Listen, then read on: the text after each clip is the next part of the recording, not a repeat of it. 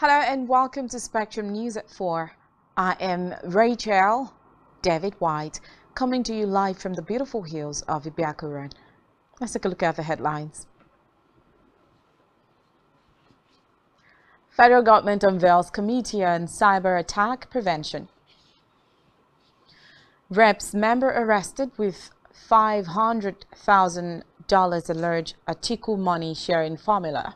Plus, U.S. pledges $2 billion in Ukraine security aid on invasion anniversary. We'll bring you details of the stories and more in a moment.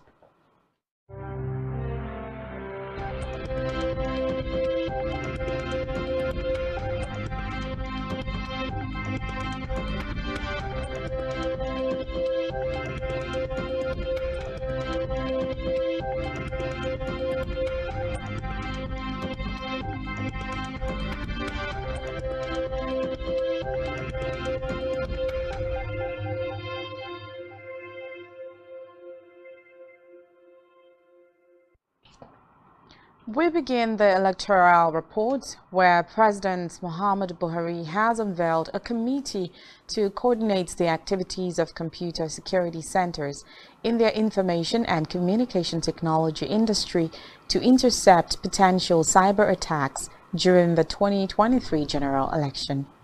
The president, who was represented by the Minister of Communications and Digital Economy, Issa Pantami, stated that the committee will advise the federal government on appropriate measures to protect the country's cyberspace and ICT infrastructure from potential attacks, especially during the election.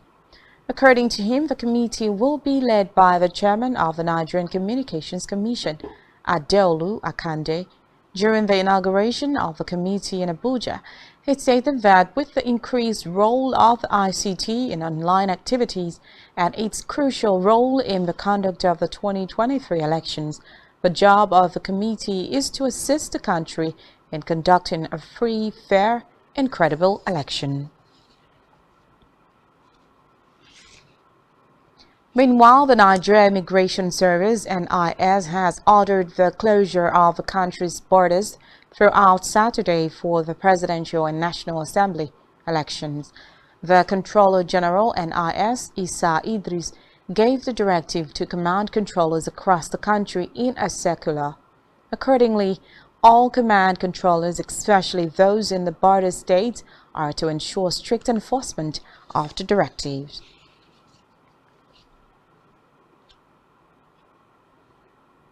In the meantime, as Nigerians head to the polls on Saturday, 87.2 million voters have been cleared to participate in a crucial exercise. Data released by the Independent National Electoral Commission (INEC) shows that 93.5 million Nigerians were registered to participate in the presidential and National Assembly election, as well as the governorship and state assembly polls slated for March 11th. Reports say 87.2 million voters had collected their permanent voters' cards, PVCs, as of February 5th deadline for the collection of the cards. According to INEC, the number of uncollected PVCs stands at over 6 million, representing 6.7% of PVCs that are still uncollected.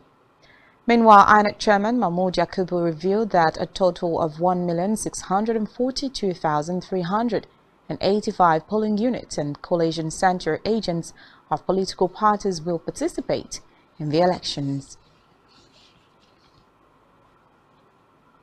Elsewhere, the Code of Conduct Bureau (CCB) has disclosed it will monitor all public officials on election duties during the presidential and National Assembly elections slated for Saturday in the 36 states of the Federation and the Federal Capital Territory. The chairman of CCB, Issa Mohammed, made the disclosure at the press briefing in Abuja. Mohammed said the CCB is mandated by the provisions of paragraph 3, subsection D, and 1 of Part 1 of the 3rd Schedule of the Nigerian Constitution 1999, as amended, to ensure compliance and, where appropriate, enforce the provisions of Code of Conduct or any law related to it. He noted that the Code of Conduct was in reference to public officials, and in particular reference to those who would be participating in the conduct of the 2023 general elections. He stressed that the body would focus on the monitoring activity generally on the electoral process as provided by the Electoral Act 2022 and the 2023 general elections guidelines. Still on electoral matters, the Independent National Electoral Commission had begun the movement of sensitive electoral materials from the Central Bank of Nigeria to the 21 local government area headquarters in Adamawa State. According to reports, the dispatch of the materials was witnessed by representatives of the registered political parties through their agents. The INEC resident electoral commissioner, Yanusa Hudu, during the distribution of the sensitive materials assured of adequate security for the presidential polls, which will be held tomorrow. Hudu said he expects the polls to proceed without any hitch because of the assurances the Commission has received from security agencies of their readiness towards an orderly and peaceful outcome at the polls. Moving now to judiciary, where Federal High Court sitting in Lagos today issued an order of perpetual injunction restraining the Independent National Electoral Commission, INEC, from contracting Chairman of Lagos State Parks Management Committee, Musiliu Akinshaya, popularly known as MC Oluomo, to distribute 2023 election materials in the state. The order also restricted the electoral body from using its privies or any persons acting under its directions from contracting, partnering, or appoint any of MC Oluomo's member and or drivers in distributing materials in the state. This is the judgment of Justice Chukwujeku Aneke in a suit filed by Labour Party, its governorship candidates Gbadebo Rhodes Vivour and 4 others. The other applicants in the suit are African Democratic Congress Boot Party and their governorship candidate Funsho Dorothy and Wale Oluo, respectively. In politics, People's Democratic Party (PDP) presidential candidate Atiku Abubakar has described an audio wherein he purportedly revealed plans by himself, Sokoto Governor Aminu Tambuwal and Governor Ifeanyi Okowa to rig Saturday's election as fake. In a statement by his Special Assistant Public Communications, Frank Schwaibu, Atiku said the clip in circulation was a confirmation of last week's alert of plans by opponents to deepen its propaganda. The aide recalled Atiku contested 2 presidential elections and has never been indicted or prosecuted for election violence or vote buying. Still in politics, hours to the presidential election, a member of the House of Representatives, Chinyere Igwe, has been arrested with $500,000 in Port Harcourt, River State. Igwe, who represents the Port Harcourt Federal Constituency 2, is also one of the campaigners of the People's Democratic Party (PDP) presidential candidate Atiku Abubakar. He was arrested today during a stop and search operation along Aba Road, Port Harcourt. The River State Police Public Relations Officer, Grace Iringe Koko, confirmed the development to newsmen. Meanwhile, the Nigerian Communications Commission (NCC) has stated that there will be no telecommunications shutdown for the elections, as well as network operations would run as usual. The NCC said the attention of the Nigerian Communications Commission has been drawn to fraudulent and misleading information circulating in some social media platforms, insinuating there is a planned shutdown of all telecom networks and relevant ICT units, including online transfer facilities of the banks. The NCC therefore advised the Nigerian public consumers of telecommunication services and all bank customers to ignore the circulation. Away from that, the federal government says it had approved 9 companies to immediately verify the properties of the Nigerian Postal Service, NIPOST, across the country. According to reports, NIPOST is an agency of the federal government that provides and operates facilities for the collection, dispatch, and distribution of inland and overseas mail at a reasonable cost. The Bureau of Public Enterprises stated in a statement that 9 firms have been approved by the National Council on Privatization under the chairmanship of the Vice President Yemi Osinbajo to immediately carry out a nationwide verification of NIPOST Properties and Development Company Limited.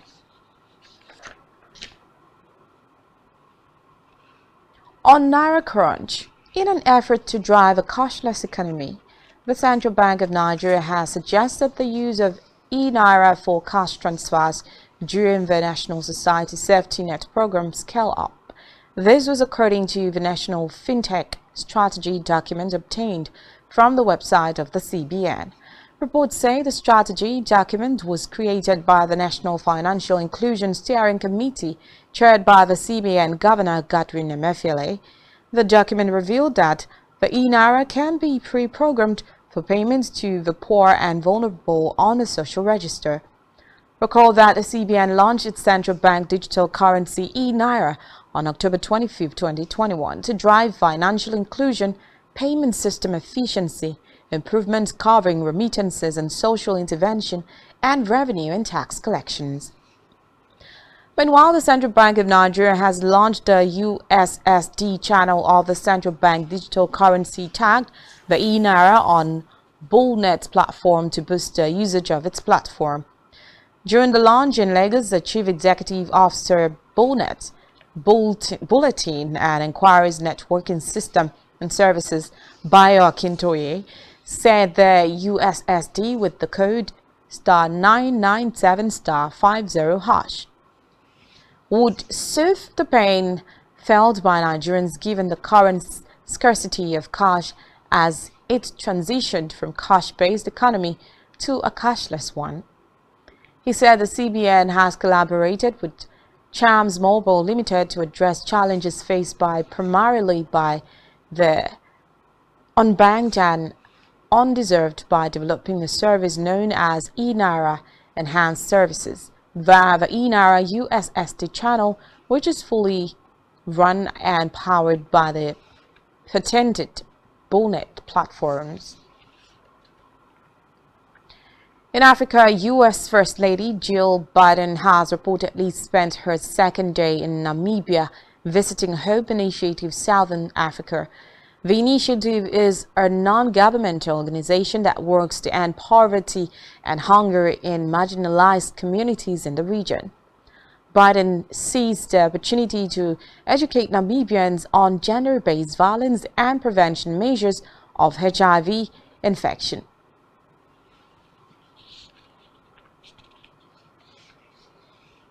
Still in Africa, suspected Islamist militants have killed at least 12 people in central Mali's Mopti region.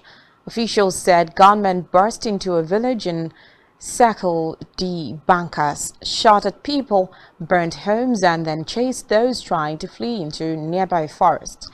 One official said as many as 19 bodies had been found, and the search for more victims was continuing.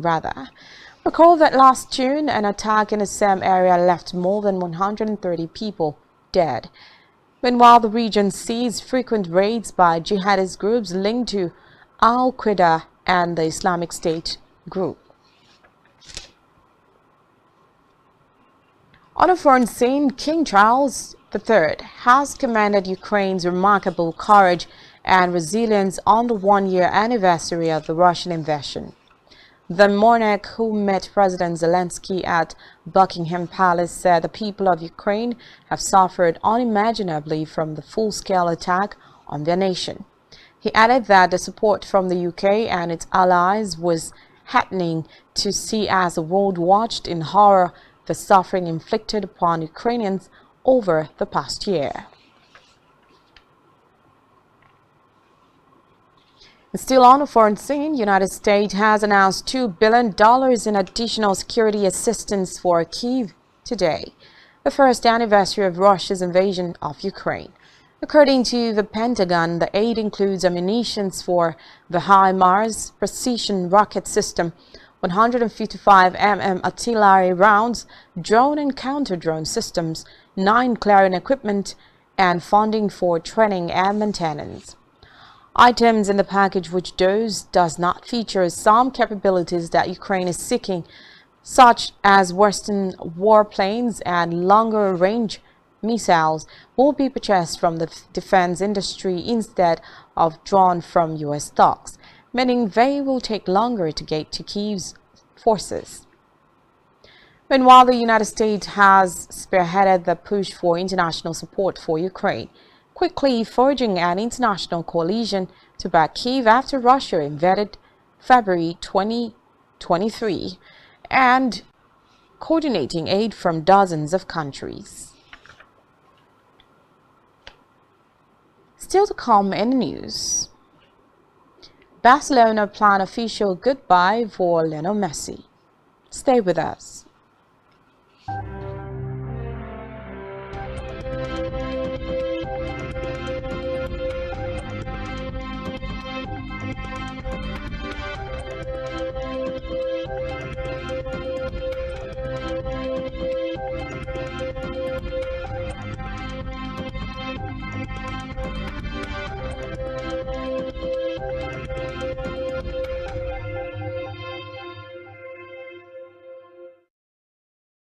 And thanks for staying tuned.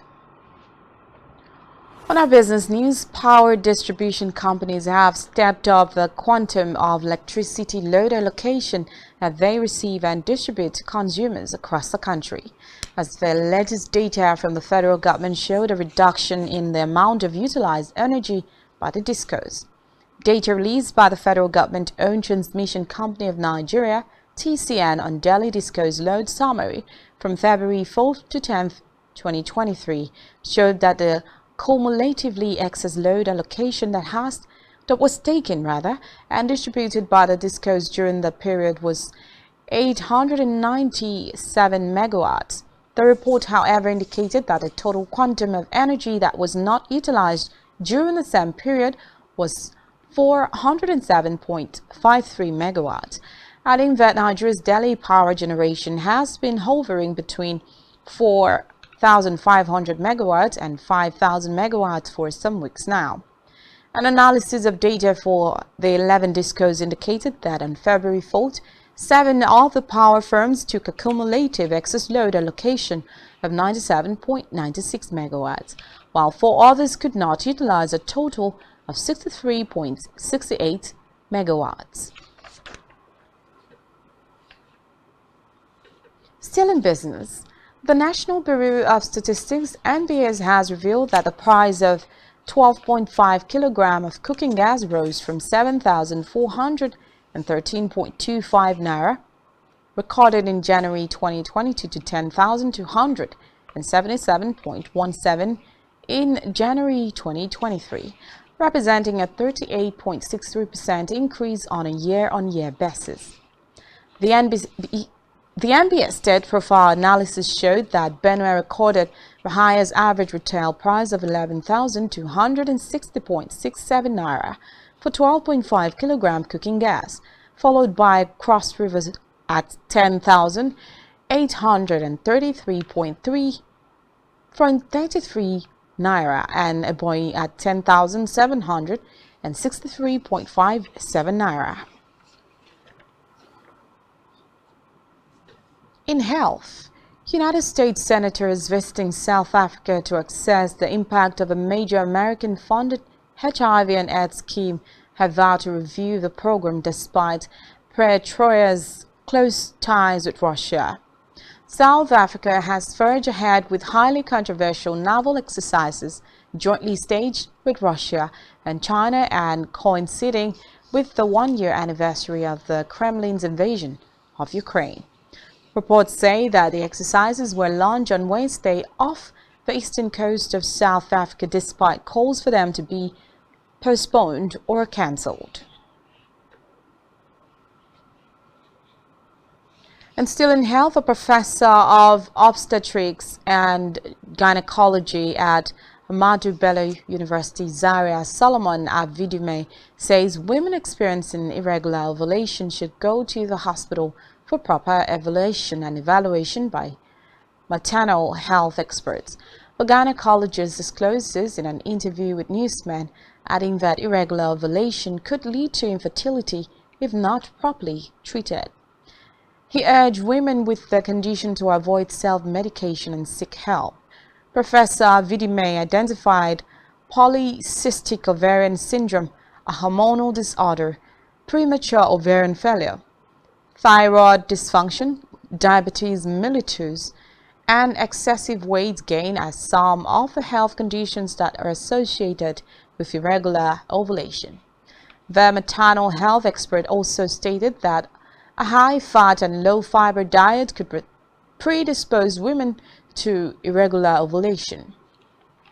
According to him, about 20% of women of reproductive age have irregular ovulation, also known as anovulation.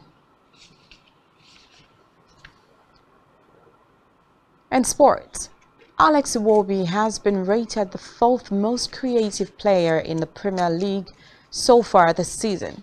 The Nigerian midfielder is ahead of former African Footballer of the Year winners Mohamed Salah and Riyad Mahrez in the list.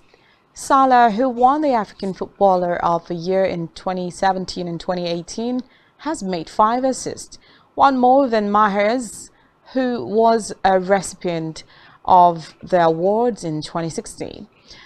Meanwhile, Iwobi is said to be one of the outstanding players for Everton this season, notching 6 assists and scoring 1 goal in 23 games for the Toffees, who currently sit 16th in the EPL standings, 1 point ahead of the relegation zone. Still in sports, Spanish giants Barcelona representatives have reportedly been in undisclosed meetings with Lionel Messi's father and are planning to give the World Cup winner a proper farewell from the club, according to Barça Blaugranes. Messi left Camp Nou for French side Paris Saint-Germain in the summer of 2021, but was not given tribute in the club he spent most of his career at. According to report, his current contract at PSG is set to be due in the coming summer, and the 7-time Ballon d'Or winner has shown discomfort at his current side and is pushing for a move. On the entertainment scene, Nigerian multi-talented singer and producer KLP has released his debut EP titled Bully Season 1 as he aims to solidify his foray into singing. Released via Universal Music France International and Jones Worldwide, Bully Season Volume 1 was written by KLP with production assistance from London, Dagrade, Northboy, Chris Beat, and Aitosh. Still on entertainment, Netflix has slashed subscription rates in more than 30 countries across Asia, Europe, Latin America, Sub-Saharan Africa, and the Middle East. The streaming giant announced the decision as it attempts to attract more subscribers amid stiff competition and strained consumer spending. According to Netflix, the decision only affects countries that account for a small fraction of its consumer base.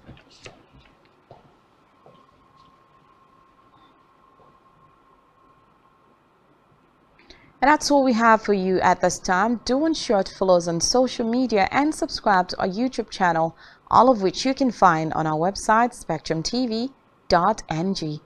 You have been watching Spectrum News at 4. I am Rachel David White. Good afternoon.